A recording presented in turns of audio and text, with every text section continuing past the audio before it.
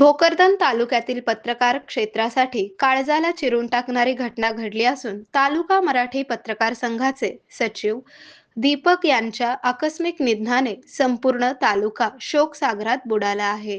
आपल्या शांत, संयमी आणि समर्पित स्वभावाने सर्वांच्या मनात घर करणारा हा दीपक अचानक विझल्याने सर्वत्र हळहळ व्यक्त होत आहे. तालुका मराठी पत्रकार संघाचे अध्यक्ष सांडू पाटील नामदे यांनी सांगितले की दीपक यांनी कधीही कोणतीही उणीव जाणीव व्यक्त केली नाही.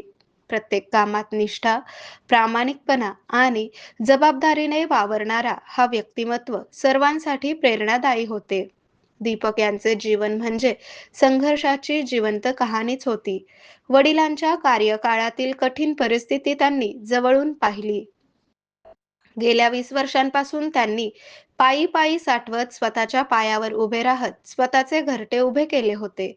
विशेष म्हणजे येत्या अवघ्या 15 दिवसात त्या नव्या घरात वास्तव्यास जाण्याचे त्यांचे स्वप्न पूर्ण होणार होते.